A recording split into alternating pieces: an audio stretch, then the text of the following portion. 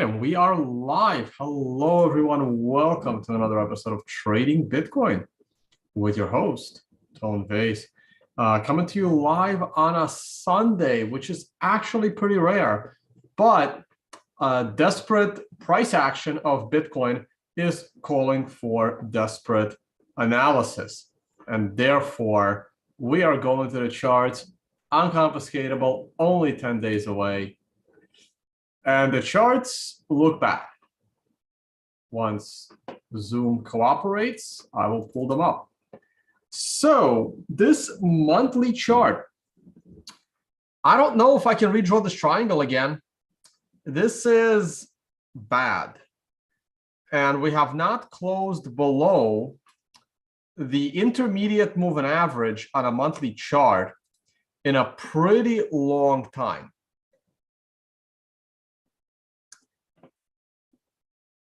And last time this happened, we immediately crashed below this long-term moving average. Now, of course, COVID had a lot to do with that. Like the COVID shutdown had a lot to do with that, caused a big panic. Hopefully, exchanges will mitigate the situation better this time. The prior time we fell below this intermediate moving average, we almost came and touched that long-term moving average, almost. Well, I don't believe it's going to happen this month. Is it possible to happen next month in March? It's possible. More likely, it would happen sometime in April or May. So if it happens in April or May, we are looking at a $20,000 price. Not that March is that different. It's at 1920.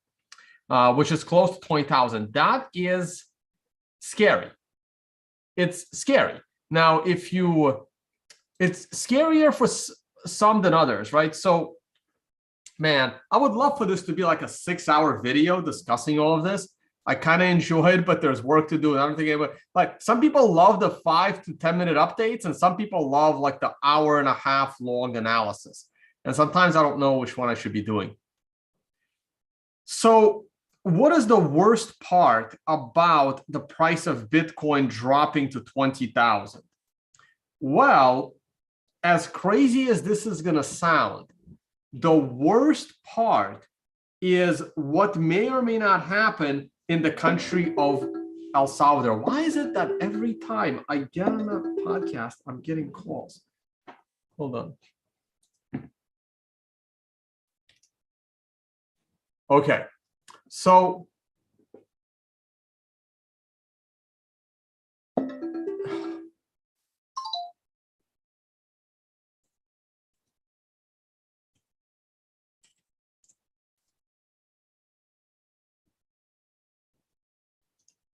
okay.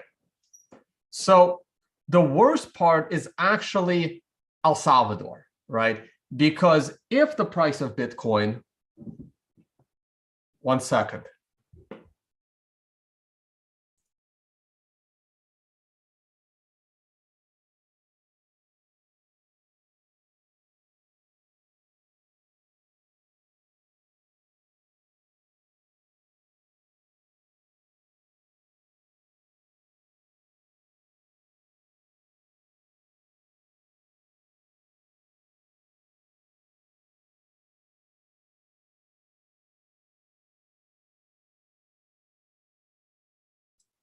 Okay. It was somebody I knew and called me 3 times. So I'm like, all right, it's got to be important. And I'll call back. So very few people have my number. Very few people actually call me. So no, I haven't covered anything yet. Someone's saying they just joined. I'm sure to cover it. No, I haven't covered anything yet. No, nothing substantial. So the worst part about going down to 20K is the situation of El Salvador and how people are going to perceive and demonize El Salvador as stupidity for getting into Bitcoin, at the top, more or less.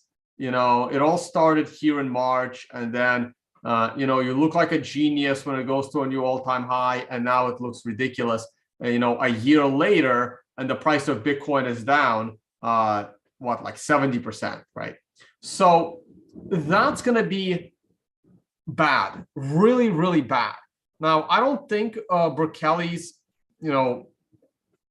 situation where he would be in danger of losing being the president, but it certainly doesn't help, right? Like, for example, think of it the other way.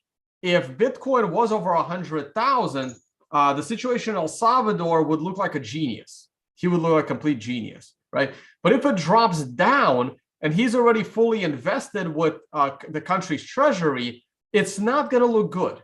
The optics will not look good. And we have a graveyard full of people that got in big time at the wrong time and panicked, whether based on their own views or external pressure, making them, removing them from the situation, right? For example, like, this should not be a problem for Michael Saylor, mostly because he got in pretty low. But imagine if Michael Saylor, the CEO of a company, got in at the top and then watched the value of that company because of all the Bitcoin they invested in drop 70%.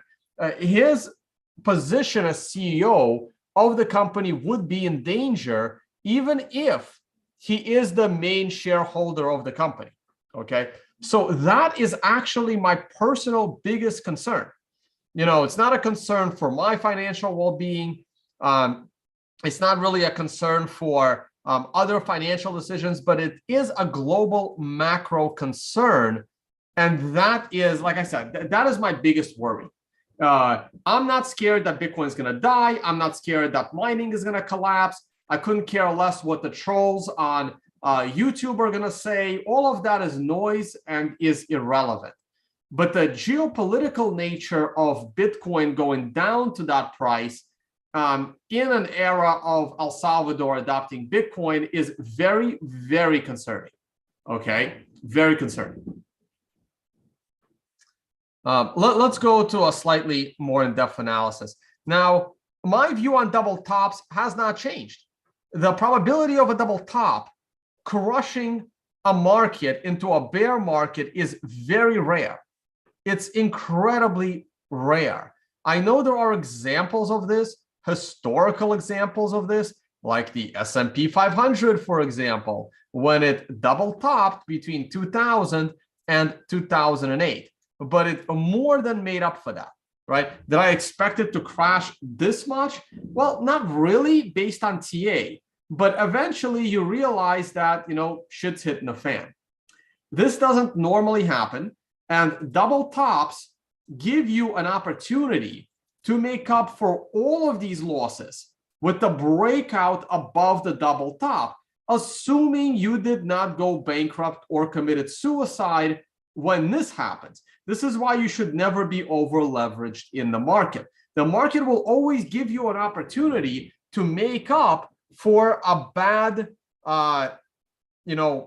viewpoint on a prior market if you have your risk analysis sound and intact.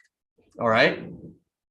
And this is true for all of them. Another major historical example is the double bottoms are a little bit different because, like, the market, something could only fall so much. Back in the day, I used to talk about the price of coffee a lot. I know we're getting way off topic here. I'm gonna go back to Bitcoin in a second. Where's coffee? Is KC coffee? Yeah. Like, historically speaking, I think a monthly chart's okay. Like, coffee is always very cyclical, right? Because you can always grow more coffee.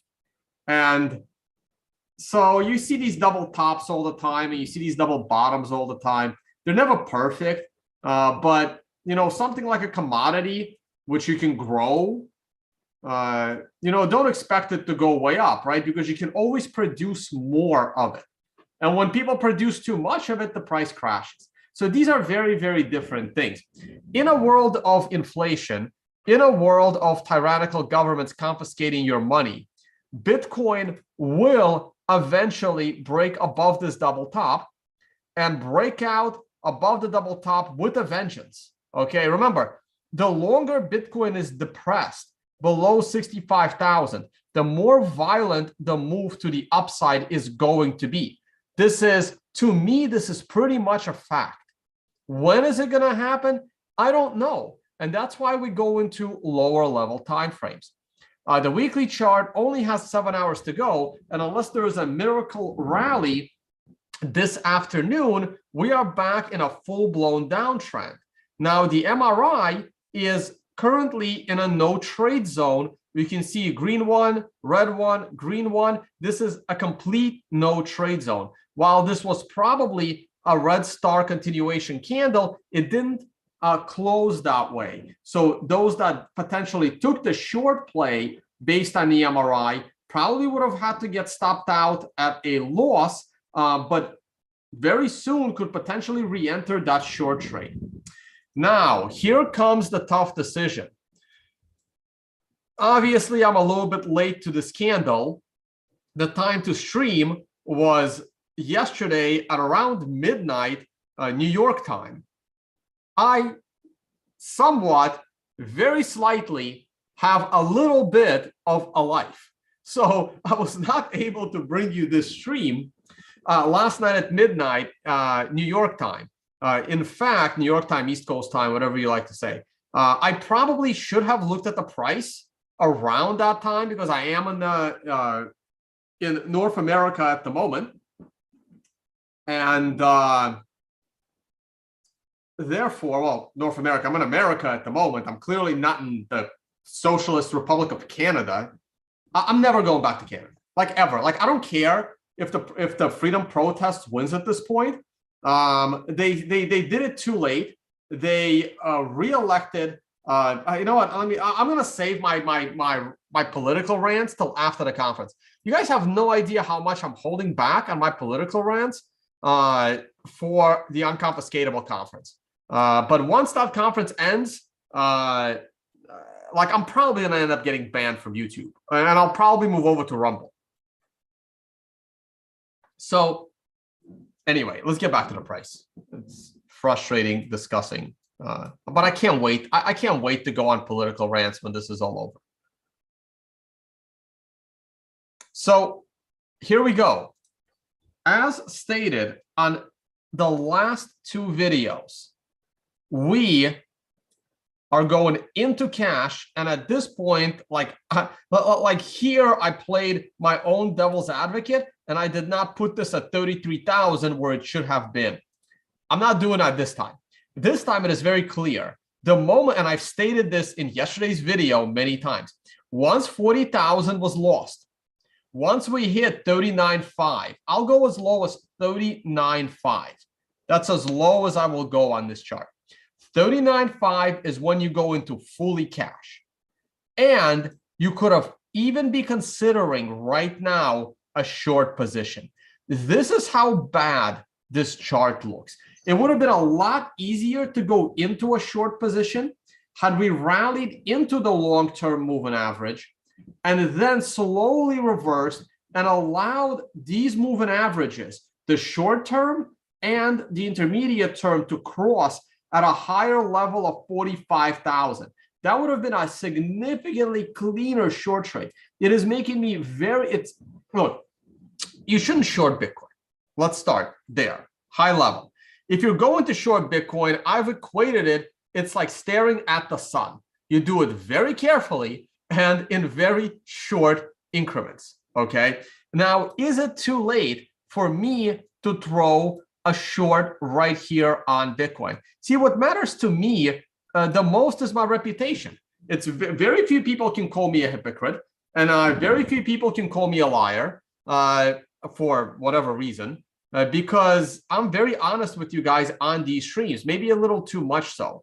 So what matters to me is properly labeling this, right? And it's less relevant to me whether I'm actually entering this position, because this is what matters to me more. What matters to me is these live streams, and that I'm not like going back and secretly saying, oh, no, there was a short position right here. Look how much money I could have made, okay? Like that's what matters to me more. making sure that there's never a video saying that Tone lied in a prior video. That and I think I've maintained that record for 6 to 7 years now being on YouTube.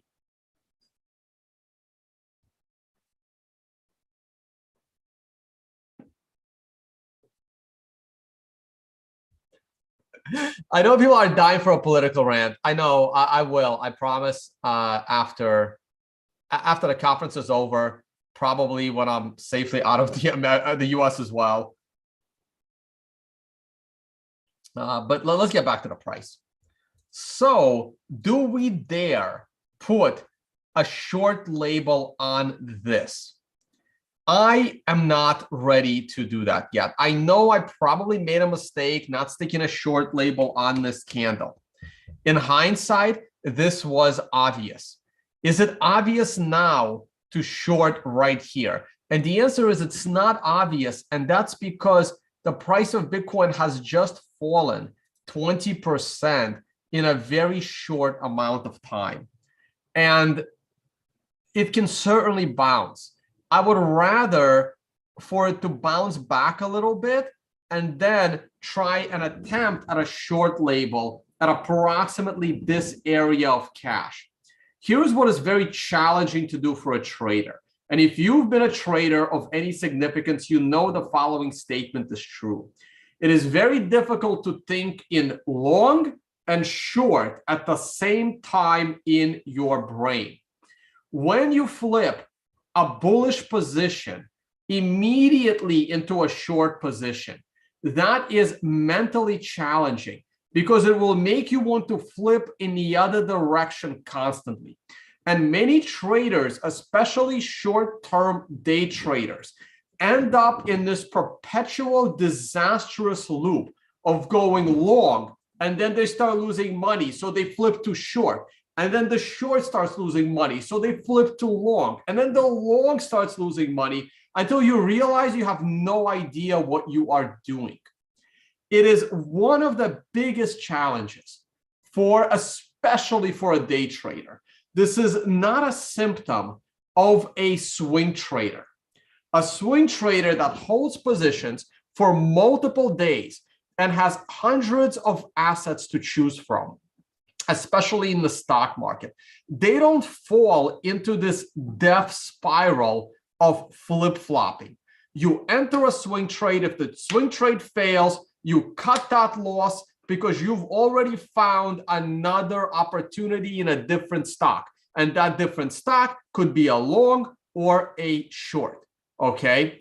But because I am trading a single asset in this representation, it makes you want to flip from long to short and become a total flip-flopper. Because I've been overall bullish on Bitcoin ever since the 2020 March crash, I am reluctant to take on any shorts in this market, even for a short period of time, okay? And every time I consider a short position, it always feels like it has moved too far too low, because it did not give me, if I felt this was a bear market this entire time, it would have been very, very different. Because in a bear market, I'm reluctant to go long and I'm more interested in going short, okay? Now, things do go down a lot faster than they tend to go up. It's the common saying, assets take the escalator up and the elevator down. Okay, so maybe if this was moving slower, and maybe if I did this video at the price of $39.5, I would consider it. And I know it's only $1,000 lower, but I'm not comfortable sticking a short label right here. Let's see how this candle ends. I know it's got a 1.7 days left. But once this candle started trading below 39.5, it was time to go.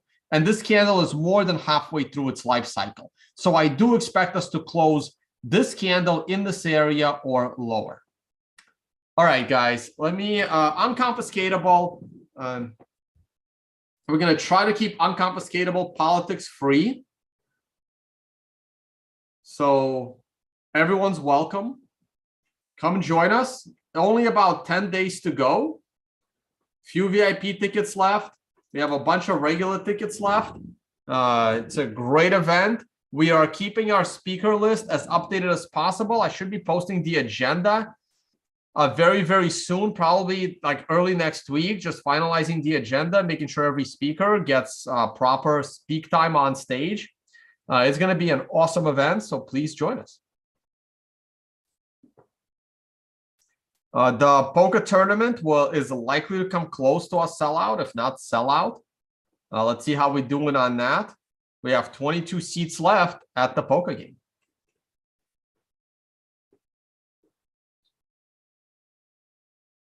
Daily chart.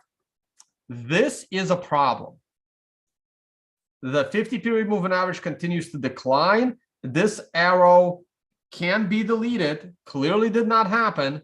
The break, we needed a break of 44.5, 44.7 area. You can see the close. Everything was pointing to a breakout. Sometimes it doesn't work out. That's why God created stop losses. I've said that statement before. Everyone makes fun of me for it, but that's how you should think about it.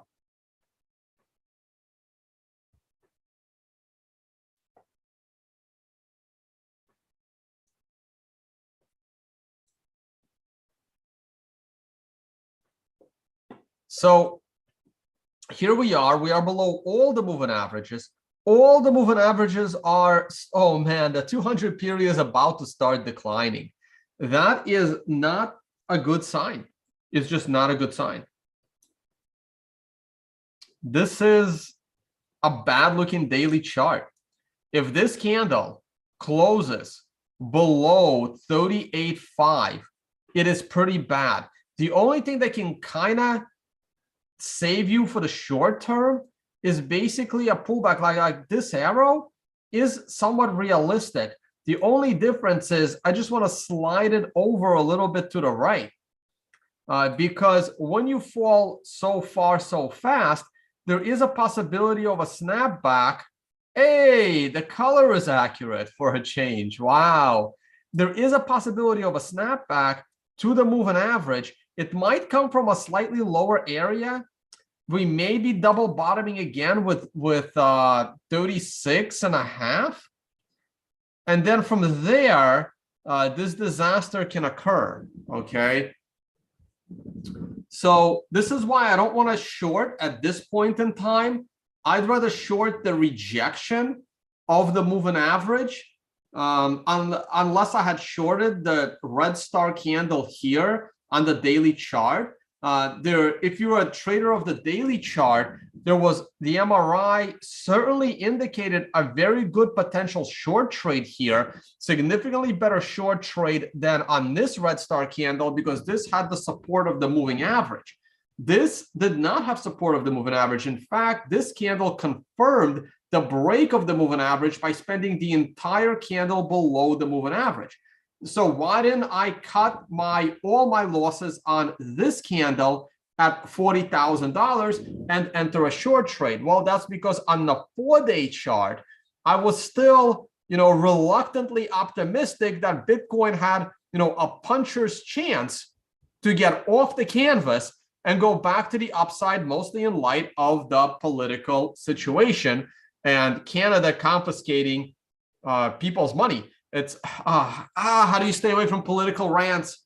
But I'm still trying. It's very, very hard.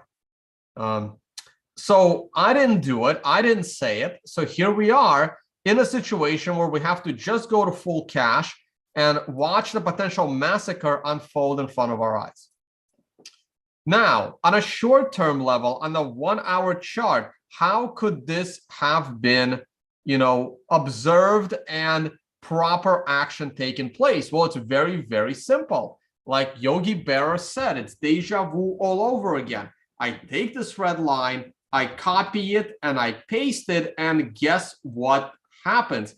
I don't know how many times I've explained this phenomenon that significantly more often than not, when a level gets back tested and you're not able to rally all the way up and you start back testing the same level again, this is basically like a trampoline on its last thread.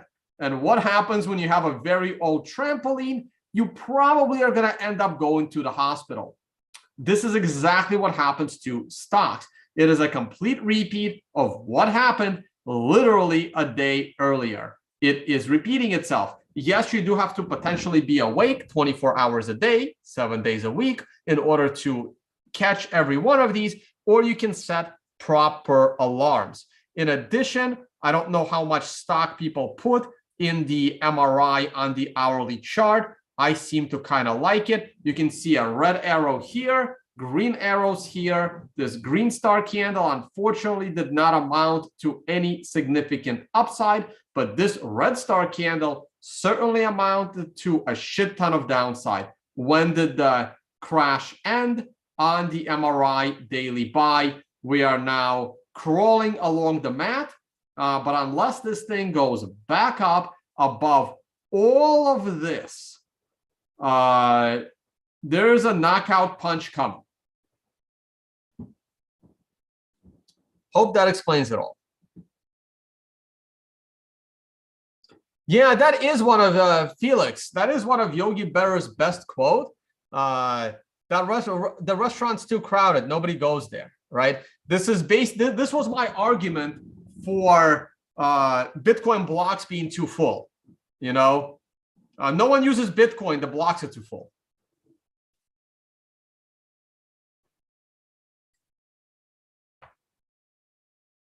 Not my argument, right? This was the shitcoiners' argument. This was the Roger Ver argument. No one uses Bitcoin. The blocks are too full.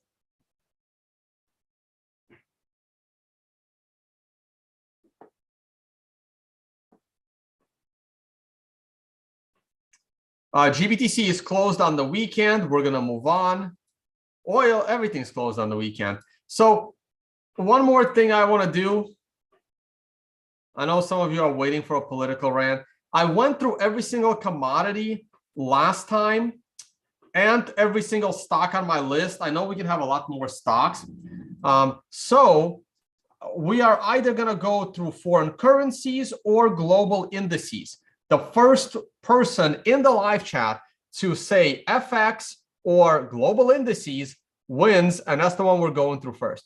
Dodie is upset. I'm going to take a look at GBTC tomorrow when it's actually trading. There's not much I can say about it today. I want to see what that premium looks like. There's not much I can say about Trump's company other than it's bullish. Indices, let's go. I was hoping somebody would say FX. Nope. Sorry, it's hard. You're late. 4 hour, please. Sure, we can look at 4 hour.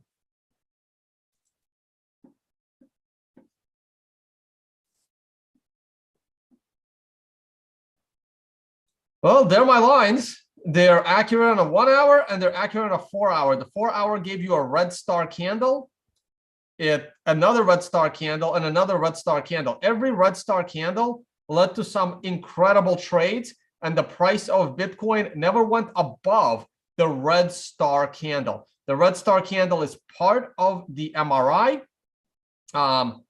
which is an optional. It's not a default showing. But for those of you that purchased the MRI indicator, you get a video that explains it. Is the red star candle always going to give you a perfect trade? The answer is hell freaking no. Here is a red star candle that did not give you a good trade at all.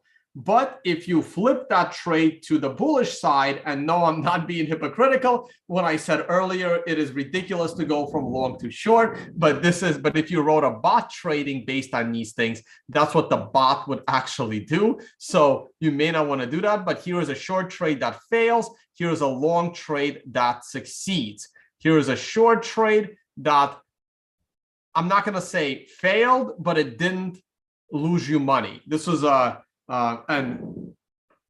neutral short trade, but the last 3 red star candles did become very good short trades, while the last green star candle was also a good long trade. Is that always going to be the probability? The answer is no.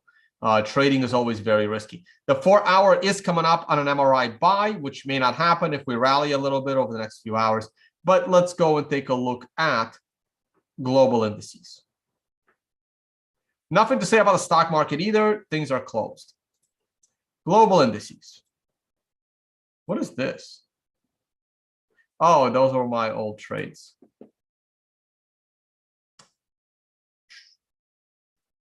Indices. Watch yesterday's video when I reviewed every single shitcoin on my list and every single stock on my list. And today we're going to go and look at indices. So I'm on weekly charts. I'm tempted to go monthly charts.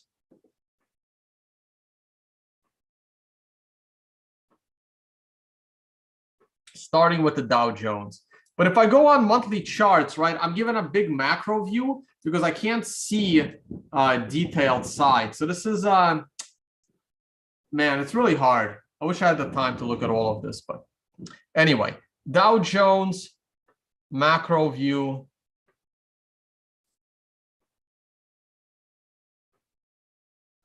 Overall, the stock market is very, very bullish long term. The US markets are very bullish. Can we collapse? The answer is yes, of course we can. But the charts are still fairly bullish, less so on the NASDAQ. So the tech sector, which has rallied so much, is the biggest sector in trouble. I believe the biggest reason why the tech sector is in trouble is because of censorship. And people are turning their backs on the traditional tech sector and moving to alternatives that are not yet rallying. Personally, I think Trump's company will do well as an alternative, taking market share away from the traditional stuff. Trump's company is obviously not in the NASDAQ yet, as far as I know, NASDAQ 100. So that is taking share away. And I hope these companies continue to censor people so that they lose more and more viewers and basically slowly destroy themselves. This is the Russell. The Russell is small cap. The small cap should hold up a little bit better. Well, no, I'm going to take that back because with the shutdowns, the government actually shut down the small guys in favor of the big guys. So I wouldn't rush into the small caps yet. Transportation, those that believe in Dow theory, transportation looks fairly bullish as well, actually, which is a bit surprising. The VIX. Again, all these notes are like on daily and weekly charts. I need to zoom in on the VIX. You know, the VIX is not that dire right now. I think the VIX will escalate. All right, Canada. This is borderline surprising. The Canadian stock market has not been affected by what is happening in Ottawa. This is very surprising. Now, I'm very curious how the Canadian dollar is doing. I don't see how anyone around the world, including Canadians, have any confidence in the Canadian dollar. Trudeau is going to remove physical cash. He's going to remove ATMs. If he stays in power, he is going to take full control of the money. It's really fascinating what's happening in Canada. And I hope Canadians can reverse the trend. But at the moment, Canada is going the way of Venezuela. It's going in that direction. I don't know how it's going to end. I don't know if it's going to end like Venezuela, but it is trending in the direction of Venezuela in the late 1990s, early 2000s.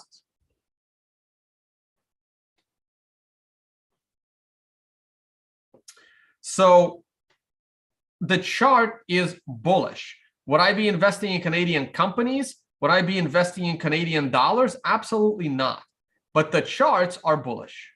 I can't deny that. The charts are very bullish. Weekly chart, very bullish. Brazil. I had high hopes for Brazil. I planned on going to Brazil in April, but it's very confusing whether Brazil mandates a vaccine or not. Okay. I have plans to go to Brazil. Brazil moved its carnival to the end of April, guys. Carnival was supposed to be this weekend coming up, but it's being moved to April. And if Brazil is mandating a vaccine pass to get in, I am not going. Like it really is that simple.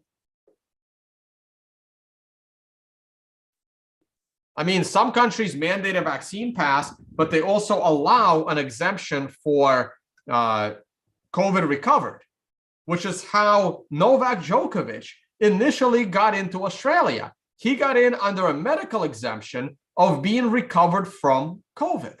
But then they changed their mind while he was at the airport. So I tend to travel the world with my recovery papers.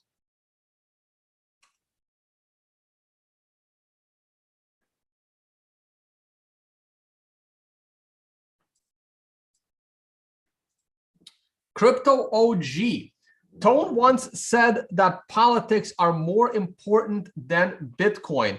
Very odd thing to say.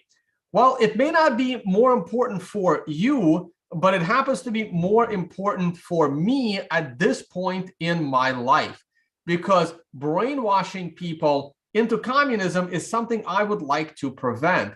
So every person I could help, come back to reality and I guess unwoke them out of communism is a person that is more likely to get into Bitcoin than not.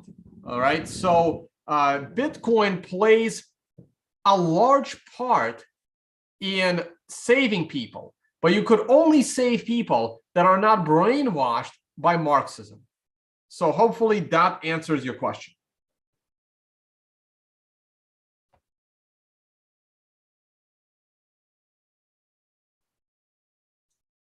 When will the USA remove the vaccine requirement for travelers? Well, the answer to that is simple. When a person is elected that doesn't get their orders from the World Economic Forum. So watch out who you vote in the next set of US elections.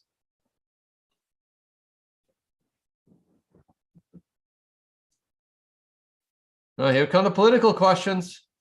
Tone, do you think authoritarian and tyranny is on the rise because governments fear they are losing power due to people going into Bitcoin? That's a really good question. It's hard to believe that Bitcoin scares governments this much. I still find it very hard to believe. I am dumbfounded by the US writing a bill about El Salvador. What I think scares government more than Bitcoin is independent thinking. Independent thinking that may potentially lead people to things like Bitcoin, but Bitcoin is the end result of independent thinking. Independent thinking, not thinking drilled into them by government education. Independent thinking and independence is what scares governments. I think what scared governments the most in the last decade, and Bitcoin's been around for over a decade, I think what has scared governments the most, significantly more than Bitcoin, is the independence of a person to work on the internet, living anywhere they like, having freedom of movement, earning money on the internet without the government's control of that person and their family mostly for taxes, for tax reasons, right? That is what's scaring them, because European policy of allowing people to live, like the US doesn't let you do that. You have to pay taxes to the US no matter where you live in the world. They're policing the world. But the rest of the world doesn't do that. Not Australia, not Canada, not Europe. So you can see that those countries have gone way more tyrannical. And my view is that it was the too much free freedom of movement. Ironically, the reason why European Union merged, like, there is to allow people free freedom of movement. But and now they're seeing the end result of free freedom of movement. I think that is way scarier to governments than Bitcoin is.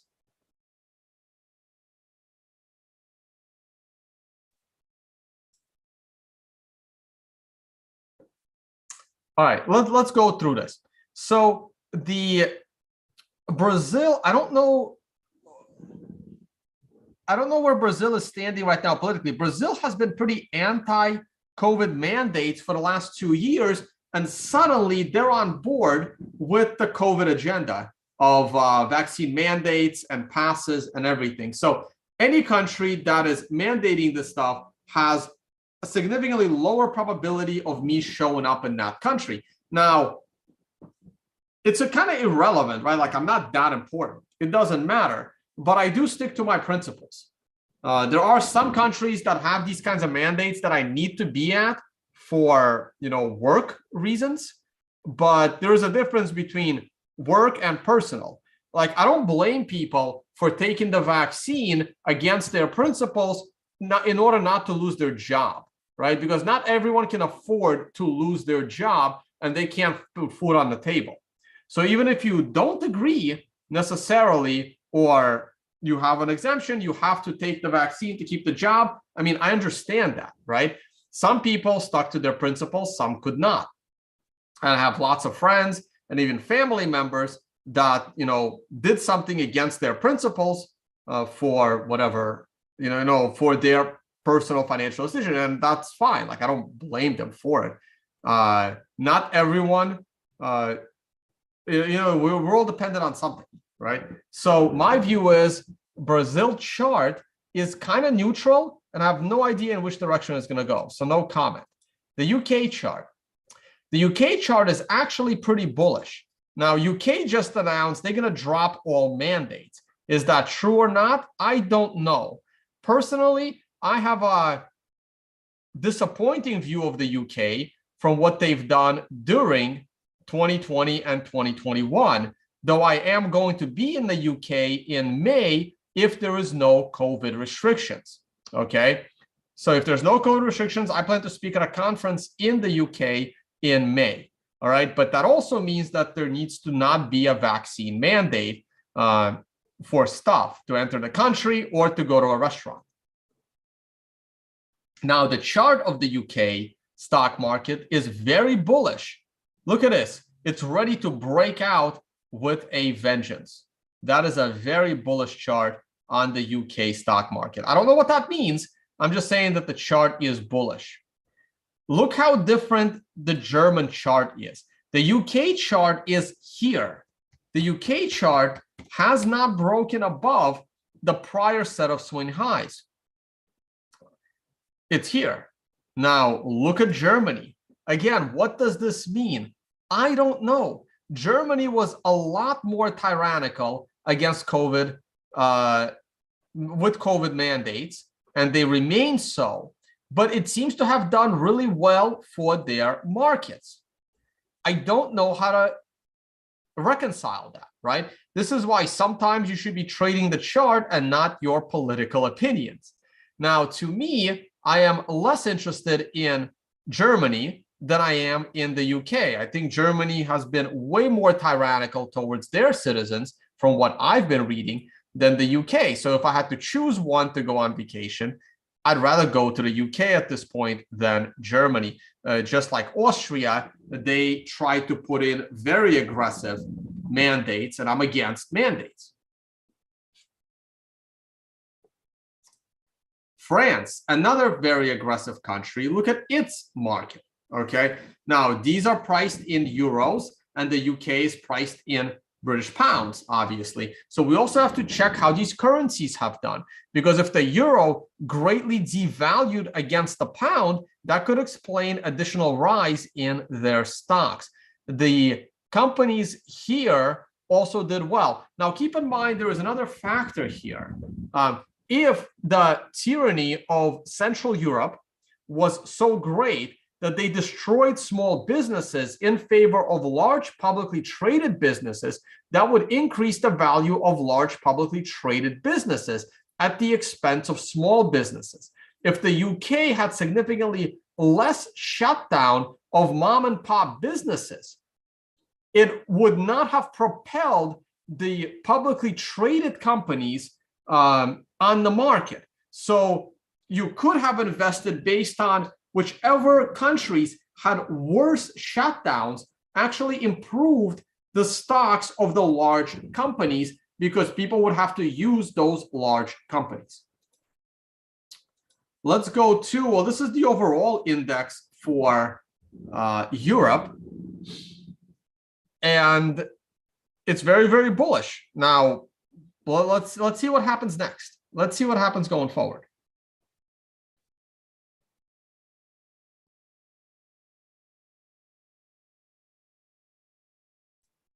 Okay, now we're looking at the Indian stock market, and the Indian stock market has exploded to the upside. Once again, look at the breakout. I don't know how India is pretty big, and I'm not sure how tyrannical India went with the lockdowns, but looks like their companies performed incredibly well, and this remains very, very bullish. Okay, this is the area to buy, and it was very early on. Let me see if Europe did as well. See, Europe did not break out until March 2021. The UK still has not broken out past early 2020 highs. They're still stuck behind it. But look at India. India rallied like crazy the moment you broke prior swing high, and that happened really, really early. So you couldn't, have a losing bet on any Indian company here. This is very interesting. And I'm not going to dig into why this happened, but somebody might want to take a look at how India handled the COVID situation. And you don't hear much about India and breakthrough cases, because India was way more aggressive by using certain drugs that you're not allowed to say publicly anywhere else, just like Africa has been. What is this? Oh, this is like Norway and stuff, I believe.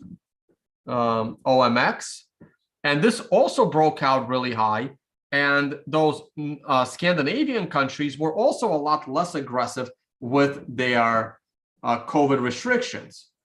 So this one did well. Meanwhile, UK still has not broken out. That is very, very interesting. This is also India. So it's going to follow a very similar chart. What about, I almost said North Korea. What about South Korea? Well, South Korea also broke out very, very early. Look, around the same time as India, but look what's happening right now with South Korea. South Korea is kind of going down the toilet right now with their market. Now, what does that mean? They have come full circle back to here. This is also very, very interesting.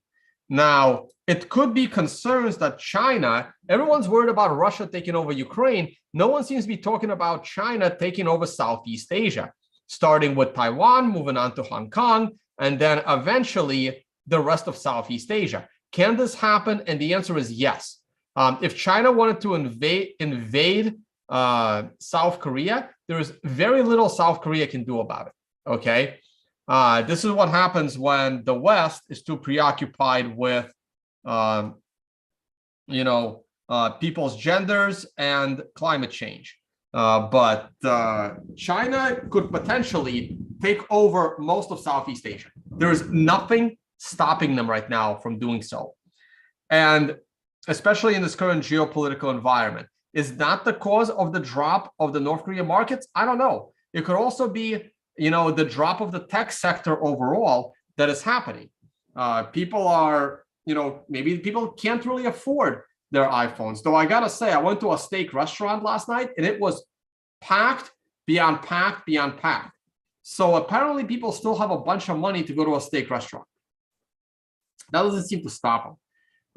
This is very interesting that the South Korean stock market has fallen so much since June, while the Indian stock market continues to rally higher. Very, very interesting.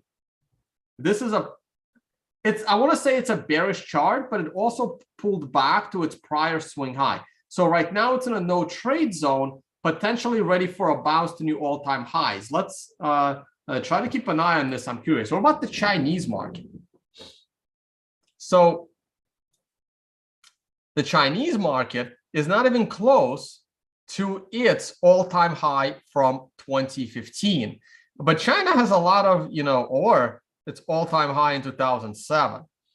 But China has a lot of, questions whether the companies are real, how much money they're really printing. So I wouldn't put it's, let's just say, I trust that this data is accurate. I don't trust that this data is accurate.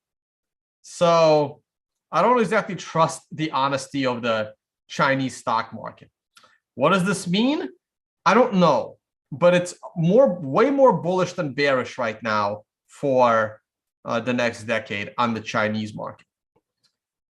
Hence saying this is the Hong Kong market. Look, Hong Kong is not performing very well. Hong Kong is also very locked down. Hong Kong used to be my favorite country in the world. When someone asked me, Tone, where do you want to, if you had, a week left to live and you wanted to party, where would you go? My answer probably would have been Hong Kong. Hong Kong was amazing. I don't know if I'll ever be back. I don't know. They went very tyrannical on their lockdowns, and I don't want to support it going forward personally. My choice, my opinion. So Chris Kruger, I see your comment. I haven't been paying attention to comments, but I see yours. As a government worker, we have to pretend that masks work or be fired. Yeah, makes sense.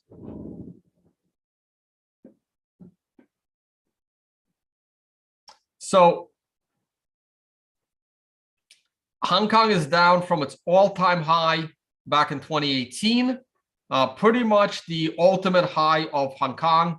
I know 2018 is approximately when those protests began of China taking over Hong Kong. I think the last time I was there was probably 2019. I think I was there right before those protests began. And I know when back, they tried to rise again after COVID, and that didn't last very long. And the Hong Kong market does not look very strong right now. That is a bearish looking market. What about Japan? I don't know much about Japan. Just like Europe and India, Japan broke out with a vengeance to new all-time highs after the COVID scare.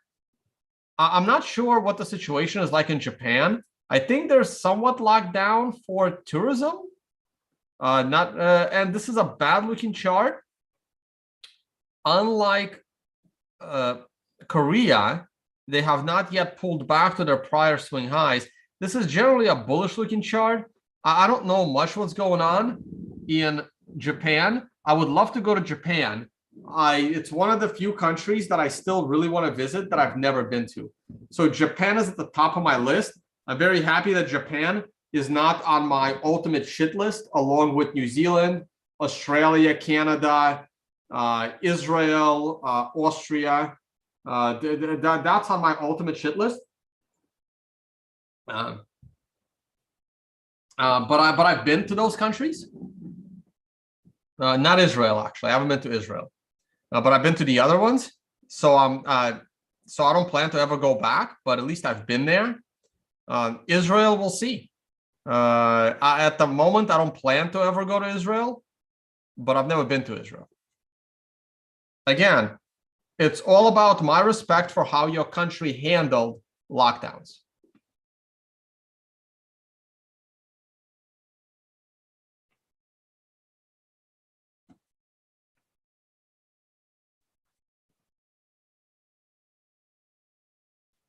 So now we're on Australia's stock market.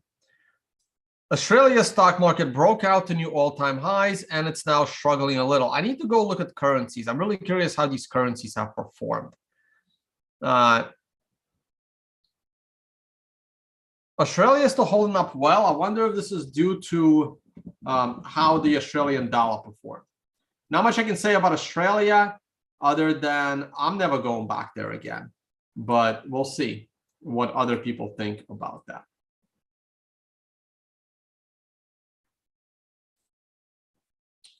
FX. Here we go. The US dollar. So I've been flip-flopping on the US dollar a bit. I have always been a giant bull of the US dollar until the 2020 election.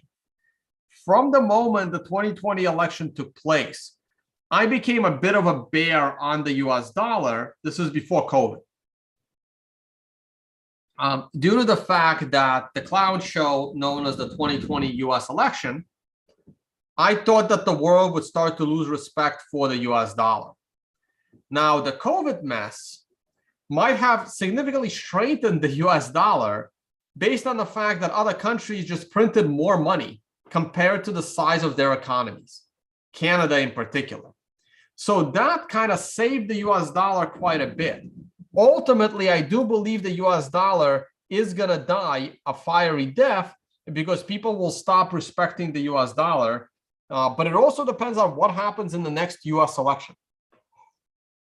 I think the next US election is going to be the most important US election in the last 100 years of American history. I cannot stress, and I know this sounds like crazy, like, oh, the next election always seems like the most important in American history. The next election I believe is going to be the most important election in American history. It wasn't the 2016 when Trump won. It wasn't this last one where Biden, pulled the upset.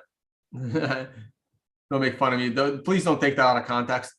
And you guys know what I think of the election. So it's going to be, I think the next one is going to be the most important election in American history. It really, really will be. And I'm really curious what's going to happen. I don't even know who's going to run. I don't even know who I want to run. I really don't know who I want to run for that election. I don't really want Trump to run for reasons we can get into on a different podcast. I definitely do not want Ron DeSantis to run. Maybe one of the guys in Texas. Would love to see Cynthia Lummis, even Rand Paul, or one of my new favorite senators, the guy from Wisconsin, Ron Johnson. So, but we can get into Kanye West. Oh, please. Surprised I haven't seen Brock Pierce's name listed.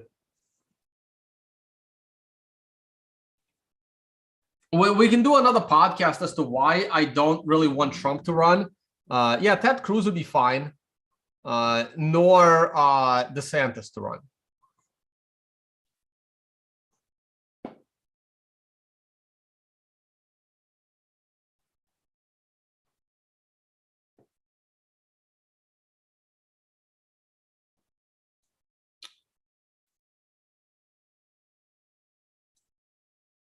So let's go through the currencies. Well, actually, I want to go through the currencies versus the US dollar. The rest don't really matter as much. They're actually listed in order of like importance, sort of. It's a Bloomberg notation. Those of you that worked in traditional finance would understand what I just said. Though British pound should have probably been up higher based on Bloomberg notation. So I'm going to look at it from a long-term viewpoint. The Australian dollar versus the US dollar. I think the Australian dollar is totally screwed. So this is a very bearish chart to me. Notice the MRI sell right here. I can't believe it got to as high as 0.8 after getting off the canvas in March 2020 with the lockdowns. But I think this chart is going to go down and the US dollar will appreciate versus the Australian dollar. Same thing with New Zealand. Euro US dollar. Whoa, that's a lot of notes. Let me drop the notes.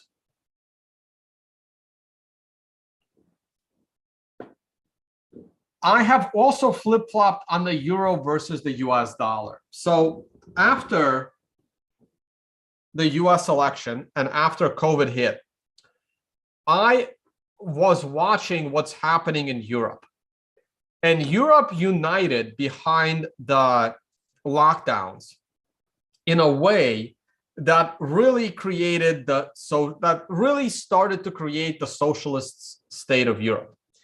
And you know, the World Economic Forum has way more control over Europe than, I mean, the World Economic Forum has full control of New Zealand, Australia, and Canada. But after those three individual countries, they have control of most of Western Europe. They're still struggling to take over Eastern Europe because Eastern Europe still remembers communism and they're not happy about it. But they have a lot of control over Western Europe. And a united Europe can strengthen the euro because the US is kind of fighting within itself. And Europe at the moment is not fighting within itself. Europe was fighting within itself a decade ago. Like between 10 and 5 years ago, Europe was really fighting within itself. Remember the Greece and Italy and Portugal, and these countries are collapsing. Are they going to leave the euro? Is the euro going to kick them out? What are they going to do? Europe was on the verge of complete breakup. And suddenly, COVID hits. And magically, all of these politicians are united against a common enemy. And that common enemy happens to be freedom. By the way, the ability to leave the European Union is also freedom. So for good or bad, you know, it's freedom. So merging together to fight freedom, a fight against freedom by the European Union is potentially a way to strengthen the European common currency, because the European common currency gets into trouble when, you know, countries are threatening to get thrown out or leave, and that was happening all through 2015, right here. Remember, the summer of 2015 is when the Greek banks shut down. And April of 2013, right here, is when the Cyprus confiscation took place. Euro was on a major decline. And then it kind of rallied a little bit, nothing significant. You can see this downward disastrous trend line. Oh boy, comments are back. But then it broke above it as Europe did a better job uniting to shut down any form of freedom than other, you know, united, you know, areas like the United States or other, you know, regions that have members, countries, or, you know, major. The US states could potentially all be countries, though it would be kind of crazy to have 50 new countries.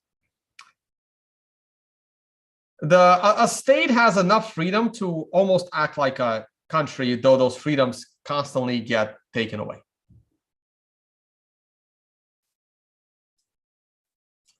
Yeah, but the war in Ukraine doesn't affect the euro that much. If anything, the war in Ukraine could strengthen the euro because Russians and Ukrainians would have to hide their money in like Europe. Though Ukraine is not really a military threat to Russia. And Europe ain't going to defend Ukraine, neither is the US. Ukraine's just not important enough to for the US to send ground troops in. And I'm Ukrainian. Just telling it like it is, I'm sorry.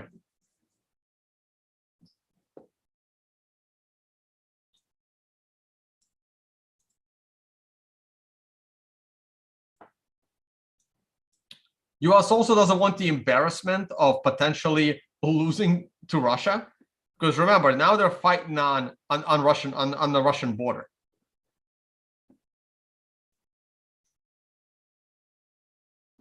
So this is a bad looking chart.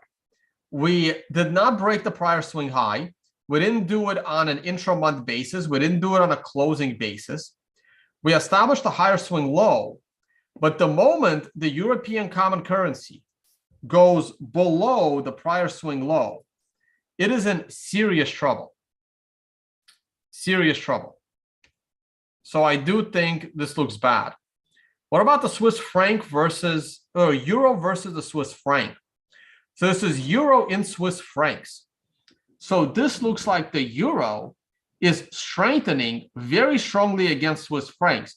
This is interesting. I want to see the US dollar against the Swiss franc. So this is the dollar versus the Swiss franc. So this is US dollar in Swiss francs. This is, wow. Was this one the peg broke? Or was this one the peg broke? When did the Swiss peg break? I'm Googling it on another monitor. When did Swiss peg break? 2015, right here. Boom. That's the break of the Swiss peg. So when that happened, oh, right, I'm sorry, this is euro in Swiss francs. So the Swiss franc is rising, not falling. So this is when the Swiss franc rose a lot. It still hasn't gotten here yet. And this was the total stupidity of the Swiss government to try and hold a peg to the euro. Okay, so what am I missing here? Right. The euro in Swiss francs, right? So this is the strengthening of the Swiss franc. And it looks, this is as strong as the franc has ever been. Look at this. Look at that. The Swiss franc continues to strengthen. And maybe people didn't realize that there's not much financial privacy now these days over there. But that's an MRI buy. So that means the Swiss franc will probably weaken for a little bit, but then will probably resume its strength. You can also see the MRI sell right there. Beautiful, beautiful call on the MRI. These are monthly charts, by the way. Let's go on a smaller basis here. Yeah, see this consolidation? This consolidation is going to break to the downside eventually. And what this means is that the Swiss franc will continue to strengthen against the euro.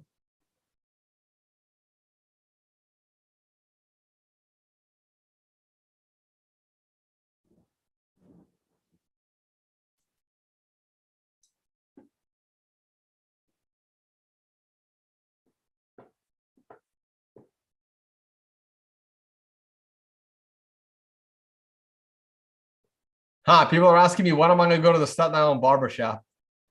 Yeah, I should go there again soon. One of these days, when I'm nearby.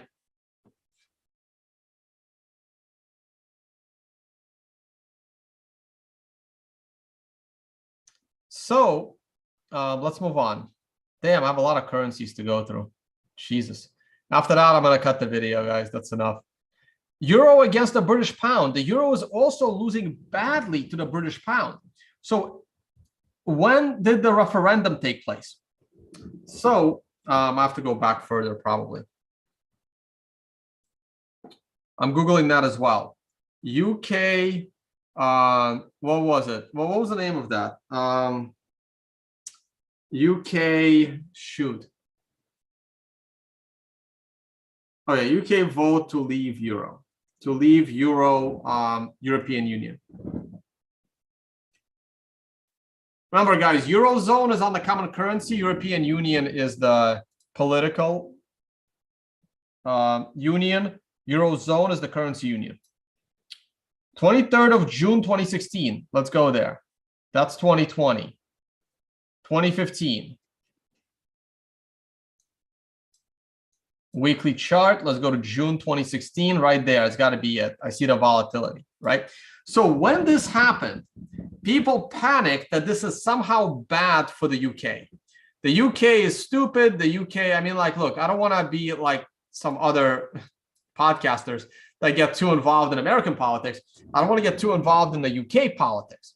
But was I a supporter of the UK leaving the European Union? The answer is yes, I was. But that's because I'm always a supporter of a country making their own rules and laws instead of outsourcing that to a higher power. Now, in some cases, it makes sense when you feel that you are not able to make proper rules and laws. But the UK has kind of been around as a country for a long time. They are able to make their own rules and laws. In fact, half of, or the majority of American rules and laws come from UK common law.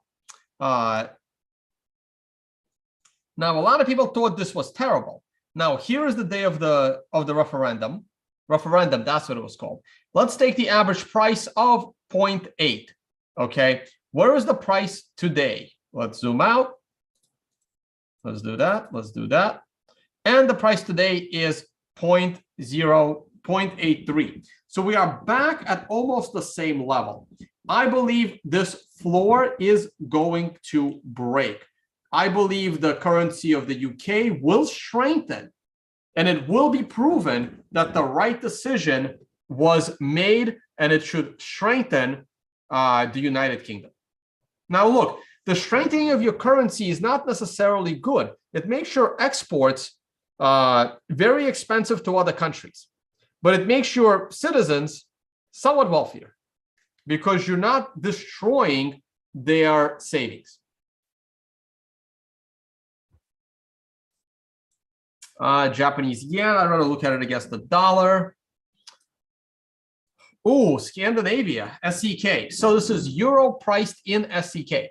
So Swedish currency is not doing very well. I don't know how to analyze that because Sweden did a very good job not shutting down their economy, but maybe they printed too much money. I don't know. So I don't know what's going on there. May need to do some DuckDuckGoing because I'm trying not to use Google. British pound versus the US dollar. This is going to be interesting. It's going to be interesting as to who wins this one politically. See, the British pound was in trouble in 2020, but it has been appreciating versus the US dollar. Because I think the UK is in a good position by, telling the European politicians to go to hell. We'll make our own laws and not be subject to your kingdom under Klaus Schwab, though we'll see what happens with the politicians that the UK elects going forward. So it's possible that the British pound would appreciate against the dollar going forward.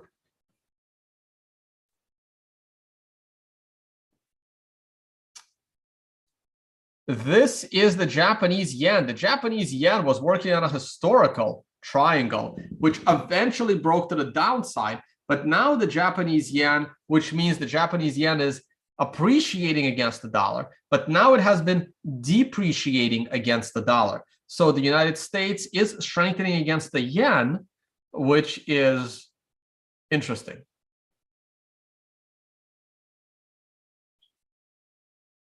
Man, I got to tell you guys a story. I don't talk about the Japanese yen much. So I was on some, this is back in the, little few years ago when a lot of people were using like TeamSpeak and Discord. I think some people still use Discord. I'm personally not a fan of those platforms, and I was invited to talk about like trading, like some of these trading things. And I said something like, why do people care about the US dollar Japanese exchange rate? I never understood that. In my 20 years of trading, I never understood why so many people continue to care about the US dollar Japanese yen exchange rate. To this day, I don't get it. And the FX traders seem to love it. And I don't get it. And then I got the craziest answer ever from one of these traders.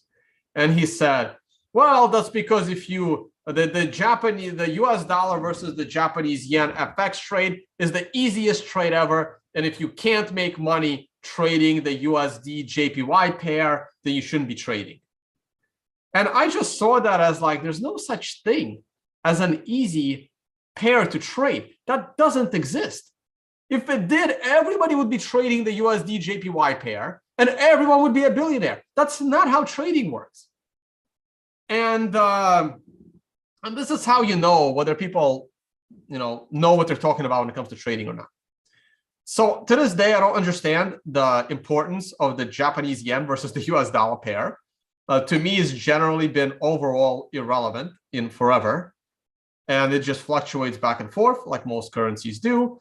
But it looks like it's ready to break out to the upside from here, though it's still in the middle of its zone, right? It had an all-time high in 1998, where had pretty much an all-time low in 95. I wish this went back to 89. I'm really curious where it was. Japanese yen strengthened into September 11th, and it's kind of in the middle of nowhere historically. So I don't really know much else to say about it. This one is really curious. I am very surprised that the Canadian dollar has not imploded. I cannot explain this, why the Canadian dollar has not imploded. The all-time high for the the all-time low, I guess, for the Canadian dollar was in 2001. It strengthened into the dot-com crash. And then it started to devalue against the dollar up until, this samurai top here in March 2020. Like when COVID hit, everyone fled to the safety of the dollar. Everyone fled to the safety of the dollar. And it slowly, deteriorated. And now people are slowly flowing back to the safety of the dollar. I mean, Trump was still president halfway through this down move, and then Biden the rest. So the election clearly did not have a huge effect on this, which in a way is a little geopolitically surprising.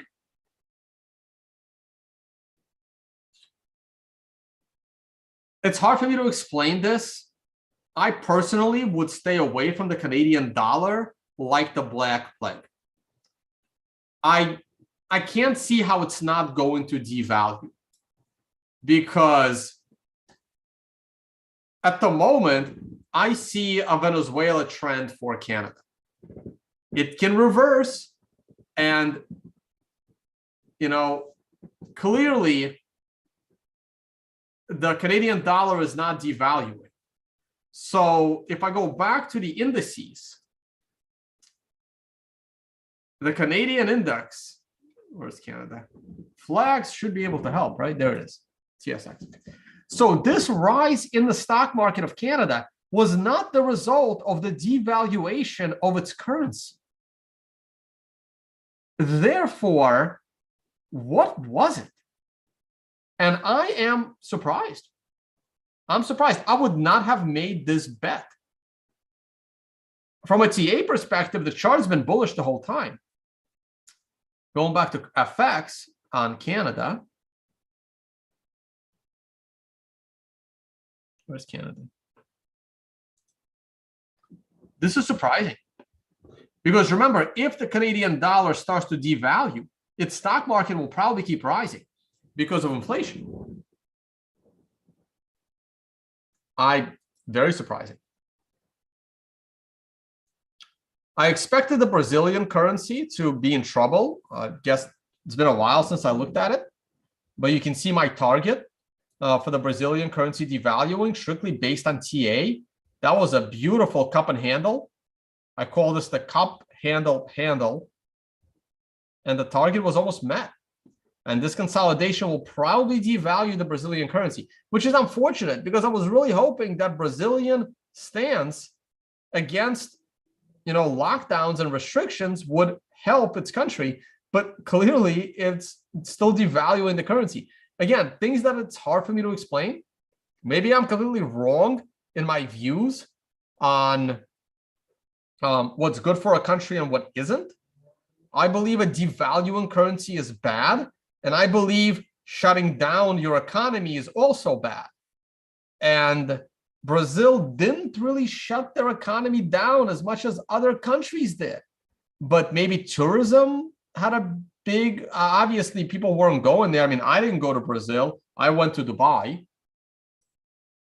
and Tanzania in 2021. I didn't go anywhere in 2020 after I left South Africa in March. I stayed in the US the rest of 2020 for 3 quarters.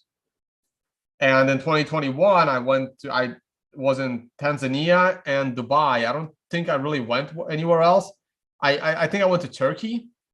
And I think that was it. I think that was it for 2021. Oh no, I was in Malta as well for business reasons.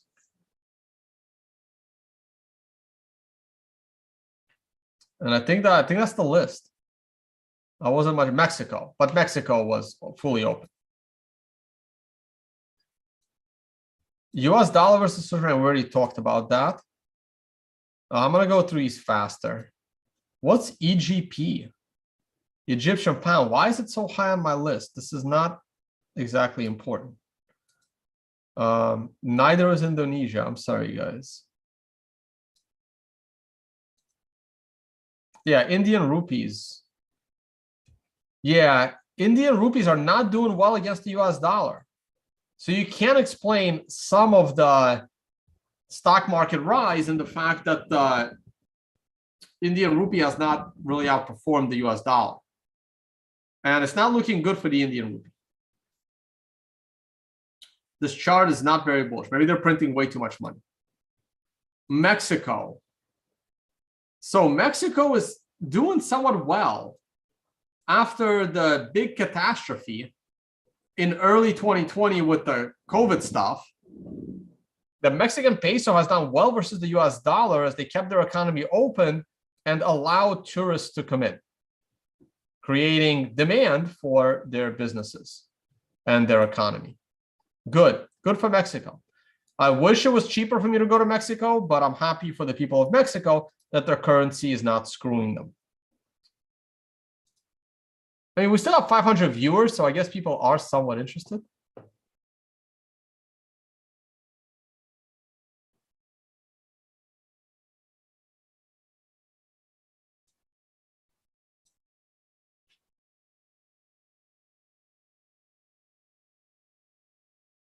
Let's go to Russian ruble. So the Russian ruble is not looking good, but it's only at its price. So this was when Russia got into the. It's hard for me to call it a war with Ukraine. Like, it's not really a war if one country can take over your country in a week. Like, I'm sorry. Like Ukrainian military cannot withstand Russian military. They need to come up with a diplomatic solution because it's not a military match. There needs to be a diplomatic solution because there won't be much of a fight. So, but this is when both currencies, kind of went into hyperinflation. And yes, this is hyperinflation.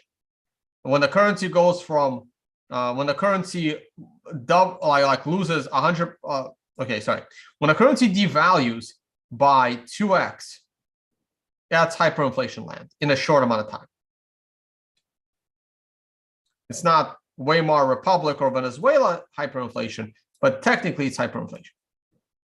So here's a 36% devaluation in March 2020, and it's not looking good for the Russian ruble. Probably worse for Ukrainian hryvnia. Right, there it is, right? A lot worse. Not as bad as the spike due to 2020. Like, look, it was 8-1, and now it's 28-1. That's bad. So when Russia and Ukraine got into a fight, the Ukrainian currency devalued 300%. Like,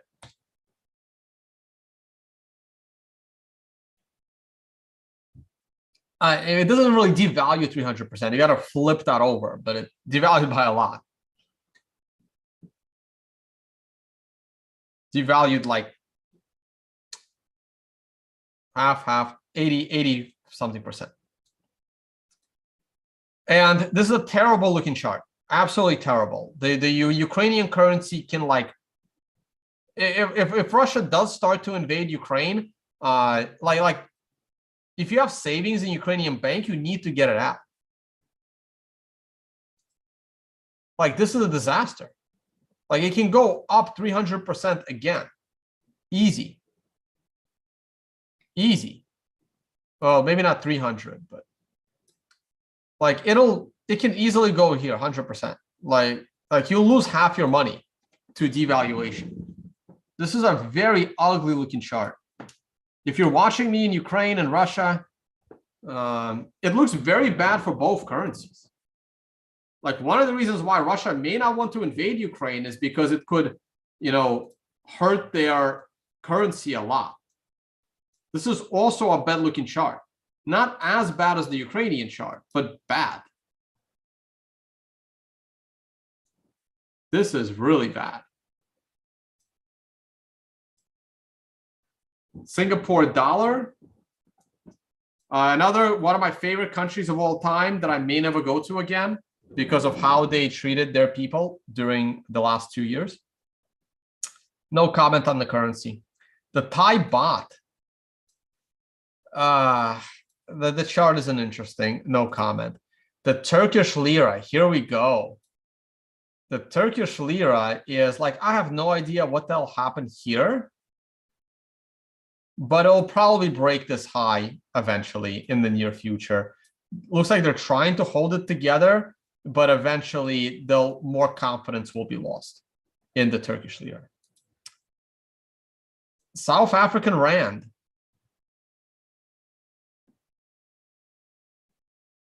Not looking good for the rand long term.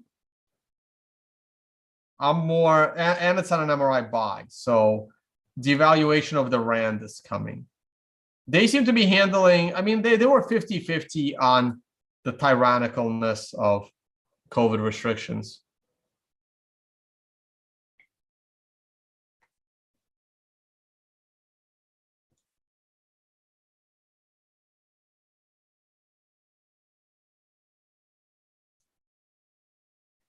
So the Israeli currency has been appreciating. Again, it's hard for me to explain these things because I prefer freedom. And Israel went pretty heavy-handed on the mandates, and I did not like that. But here is the dollar in Israeli shekel. Maybe they didn't print much money. I don't know. It's hard for me to explain this. But it looks like Israel is appreciating in their currency. So, I don't know, maybe tyrannical lockdowns was the right policy. I don't know. I'm never going to get on board with that. But once this low was broken, just like I'm expecting with, the pound versus the euro, the Israeli currency greatly appreciated against the dollar. I cannot explain why this would be. Maybe someone else that paid more attention to what's going on geopolitically between, the currencies and how much money Israel printed. Maybe they barely printed anything. Maybe they didn't need to print. Maybe they didn't need to print to bribe people not to work. I don't know. But their people did not lose confidence in their currency. And the world didn't either.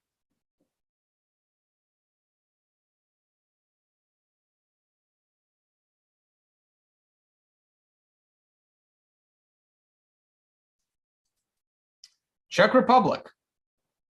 Not looking good for is it krona? The Czech krona?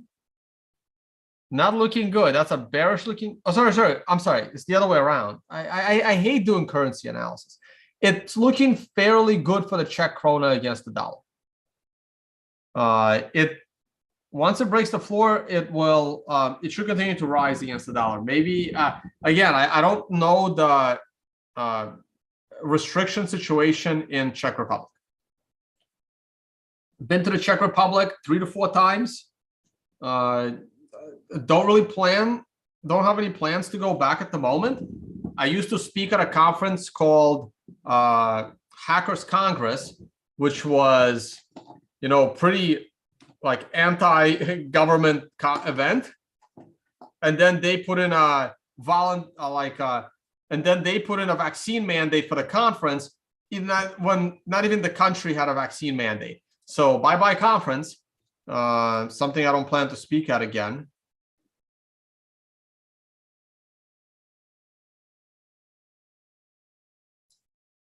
I'm sticking to my principles, guys. I'm not going to walk away from that. It's all I might have left if Bitcoin keeps going down.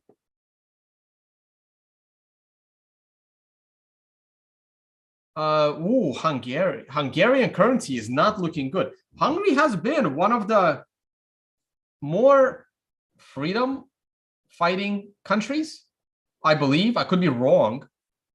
And their currency is not doing very well. Man, that's unfortunate. I could be wrong on Hungary. I don't know much about Hungary. I've never been. And now we have the Indonesian Rupiah, which, man, would have been nice to do a conference there in early 2020. But this is a surprise it's holding up this well, considering it's Bali and tourism almost drives that entire country. But that's been shut down for a while. We do want to bring the financial summit back to Bali. And this is Egypt, which had its hyperinflation, but it's kind of holding steady. All right, that was a long-winded view at currencies. Where's Bitcoin at? I don't think anything has changed. Nothing's changed. All right, moderators, have there been any good questions?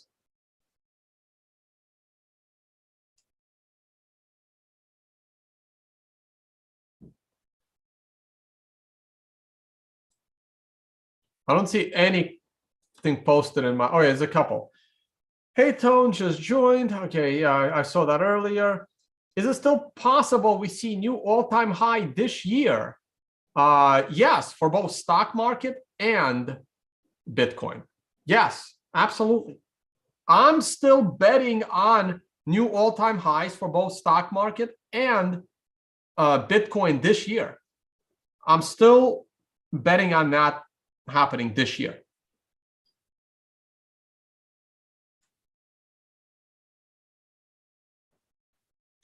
Tone, if we crush today to 36,000 and then rally and close at 38,000, would be that considered a higher low? That is a good question. So the question is, if we fall, like, I think this is 38. No, this is 38. So if we fall from here to 36,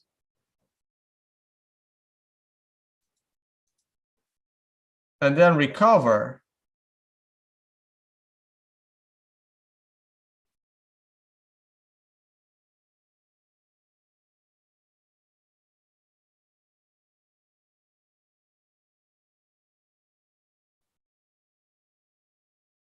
oh yeah, it's close enough. If we fall from here to 36 and then recover back to 38, would that be considered a higher low? Barely. Barely. Is it considered a higher low? Like, if you count pennies, yes.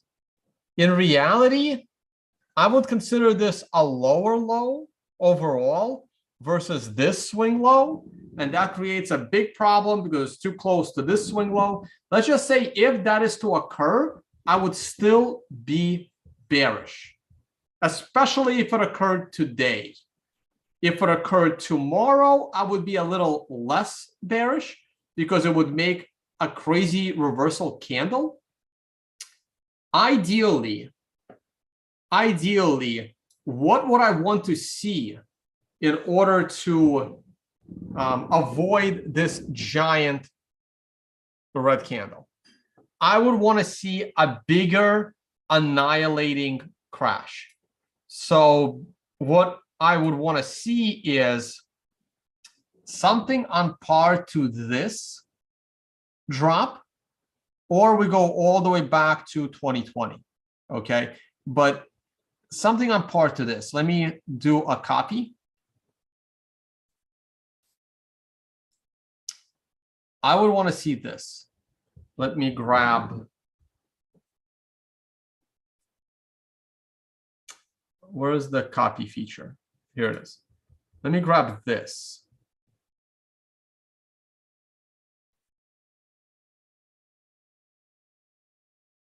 I'm going to grab this.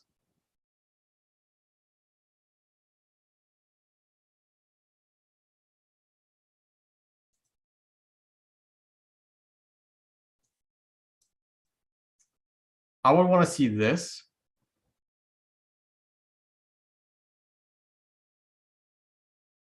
Like that. So a drop right there. A back test to the moving average. A drop to here below 30K. I know it creates a little bit of a double bottom, which sucks for analysis purposes. But immediately big recovery. Maybe even a little bit lower. Like, I didn't want to grab the 2020 version because that one is going significantly lower. Maybe I could still use this version, but start at a higher point. Maybe we can do that. Let me replace that.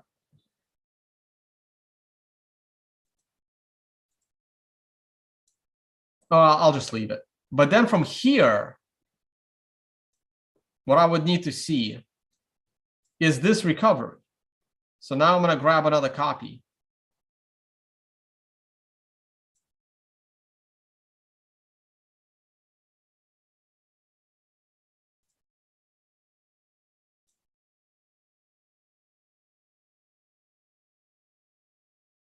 That. I would want to see that.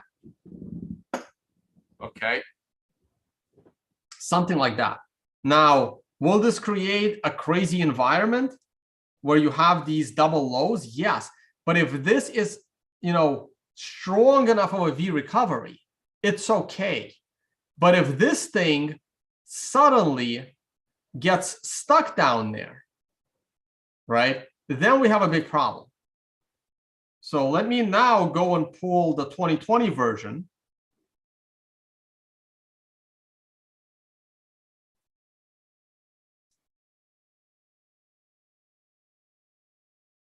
Let me grab the 2020 version of this mess.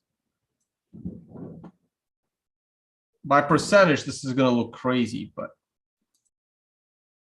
So I'm going to grab it from here. Well, maybe I can grab it from here. Oh, wrong button. So I'm going to grab it from here, from the breakdown area. And we're going to go into here. Let's grab this.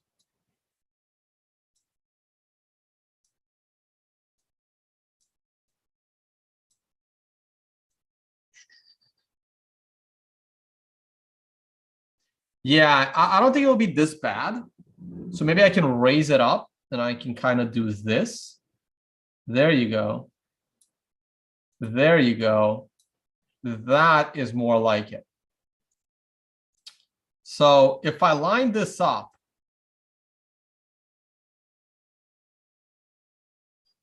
like that,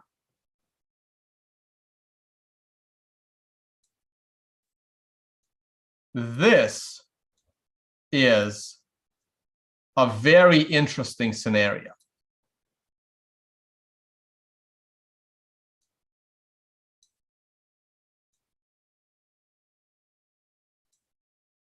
Okay.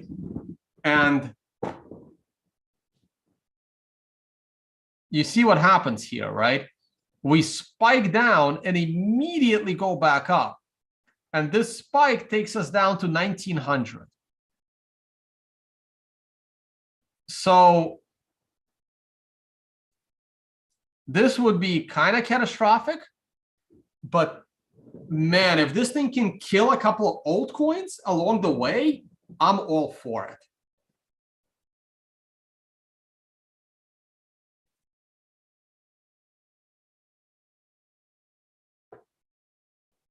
I wonder if the Fed's Bitcoins recovered from the hack is being used to drive the price decline. I highly doubt it.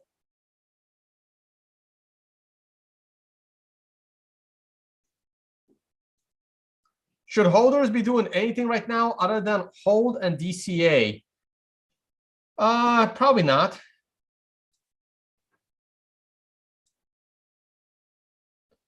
Yeah, 19,000. Sorry, not 1900.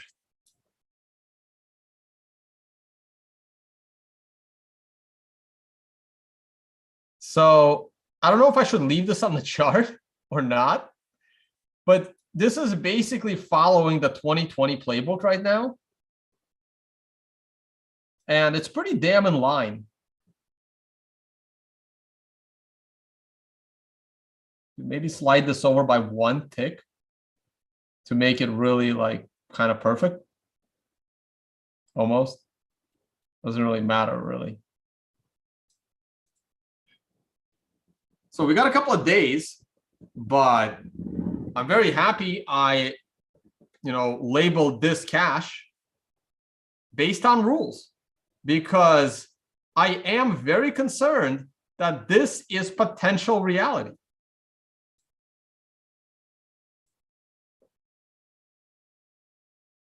Though, if you have exchange accounts, you can set a bunch of limit orders here in this zone. I mean, it doesn't hurt. I would stick as many limit buy orders in this area as I can. Right here.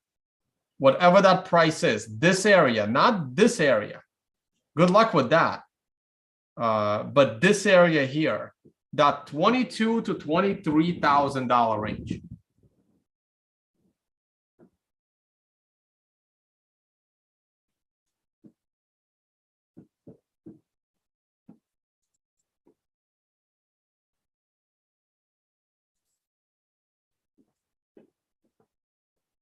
BTCD, you know what? I haven't looked at the total market cap in a long time.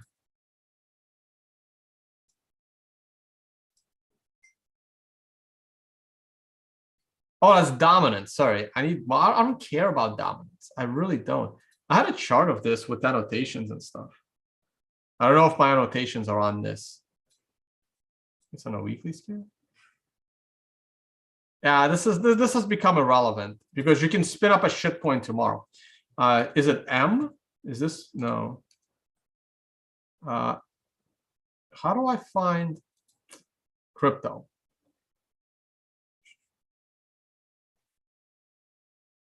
Maybe it's in the economy section. Yeah, here it is. BTC.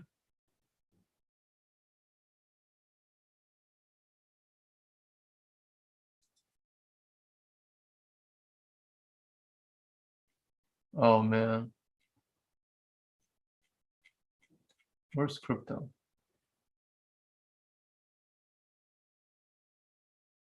I should have clicked that button.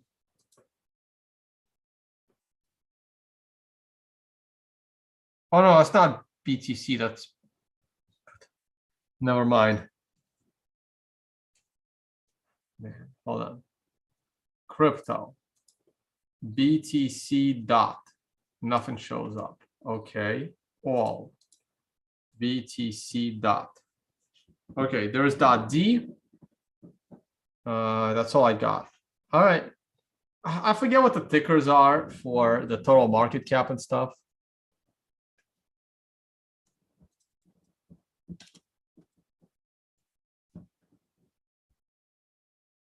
Crypto total market cap. Exclude BTC. Ooh, interesting. Exclude BTC and Ethereum. How do I get everything? Total, there it is. Oh, interesting. Okay, cool. So total crypto market cap looks bad. That is a bad looking chart. Get ready to make a new low. What about total excluding Bitcoin? It looks exactly the same. What about excluding Bitcoin and Ethereum?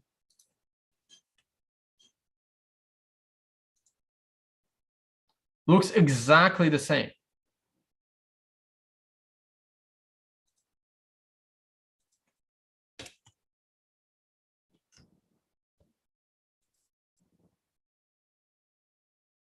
It doesn't look great. The monthly chart looks okay. The rest don't. All right, guys. Have I ever considered buying an RV? Not a big RV. Oh man, I wish I can get that. Hold on. 1 second. Oh, I'm gonna Google something. Maybe it's in my liked videos on YouTube. Gotta go to my YouTube channel real quick.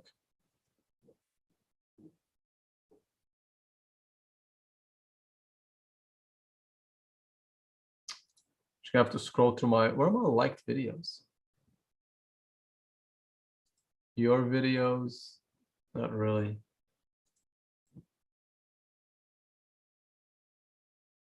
Is it like a playlist or something? Hold on. Oh, there it is, liked videos. Just in weird order. If I can find it real quick.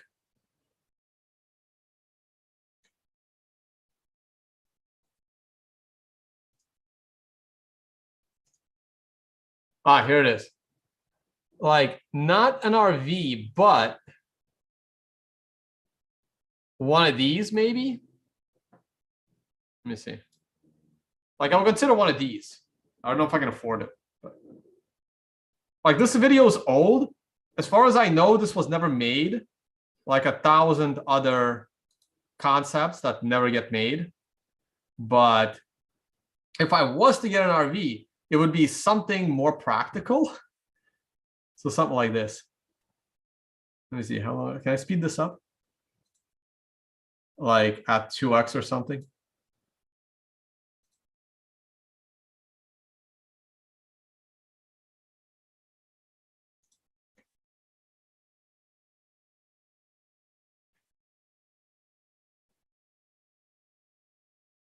Still moving so slow.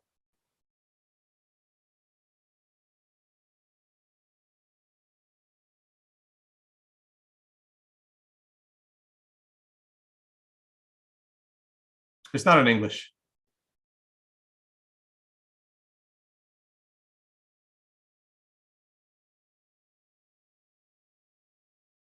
Like, I think these things are super cool.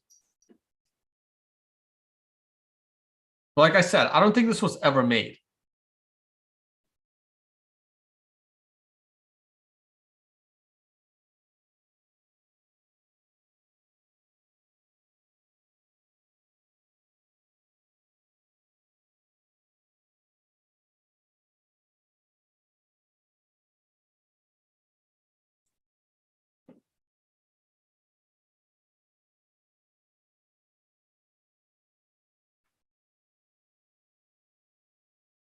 I think you guys got the hang of it. So something like this, I think, is super cool.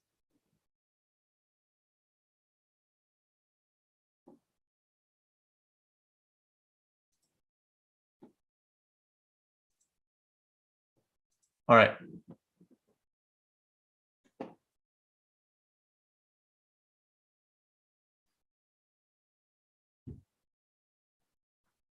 So it's way per buyer. I think so.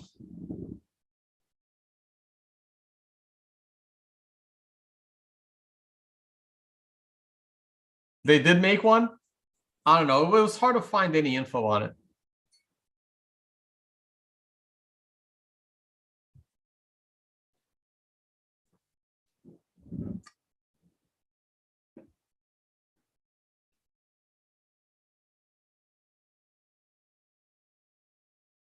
They're also expensive. They're like $250,000 or more. All right, guys, not much else other than join us in Las Vegas. If we're lucky, the United States will drop its vaccine mandate to enter the country next week. Very unlikely, but there's always a chance. And then more of you can come and join us and play in the poker tournament. All right, guys, I got to get going. I got a bunch of work to do. We just went over all the markets. I don't know how often I'll be doing that kind of stuff, but don't be too upset over this drop. Wait, what did I do? Why did this thing like just switch on me?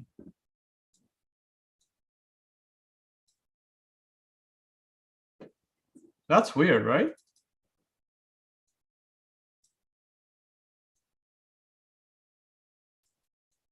What the hell happened here? Well, I'm going to delete this because it just did something weird to my chart.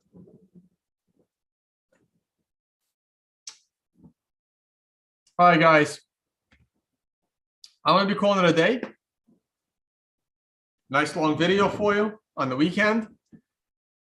Thank you all so much for watching, and I will see you all on the next one. Bye, guys.